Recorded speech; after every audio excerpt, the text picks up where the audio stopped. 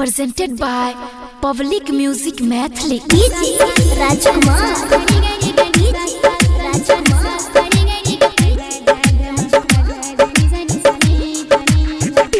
मुश्किल कैली हमर जीना पी सकै छी जहर भी नहीं बेवफा तोहर प्यार में दिल हमर तड़पै छै बादल जेना गरजै छै हम पहिले ऐसने रही नहीं तोरे इश्क में पागल रहियो खुद के तोरे में झांकत रहियो जान हमर बहसत रहो तोरे ही जान में सब झूठा था वादा तेरा झूठी कसम तूने क्या कर दिया हालियो मेरे ओ तेरी नजरों ने कुछ ऐसा जादू किया लुट गई हम तो पहली मुलाकात में ओ सब झूठा राजकुमार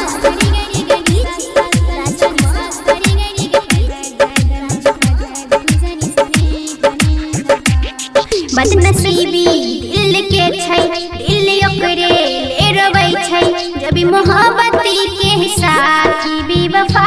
मिल गेलै ओकरे ध्यान में रहै छी याद कर करी के हंसै छी उ मिललै तो लागल कि जहां मिल गेलै हाँ हमने हम छी कसम से अब तो भगवान के करम से दिल हमर तरफौ बस तोरे ही याद में सब झूठा था वादा तेरा झूठी कसम तूने क्या कर दिया हालियो मेरे ओ तेरी नजरों ने कुछ ऐसा जादू किया लुट गई हम तो पहली मुलाकात में ओ सब झूठा राजकुमार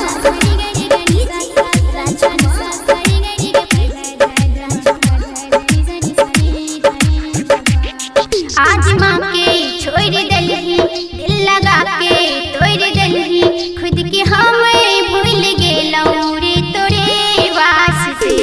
झूठ प्यार तू दिखा के ख्वाब दुनिया में घर बना के मंजिल के बता के राह में छोड़ दलही हाँ दिल हमर दिल जान ही रही तू ही हमर भगवान ही रही खुद से ज्यादा भरोसा रहो तोरे प्यार पे सब झूठा था वादा तेरा झूठी कसम तूने क्या कर दिया हालियो मेरे ओ तेरी नजरों ने कुछ ऐसा जादू किया लुट गई हम तो पहली मुलाकात में ओ सब झूठा recording studio public music Dudhpura.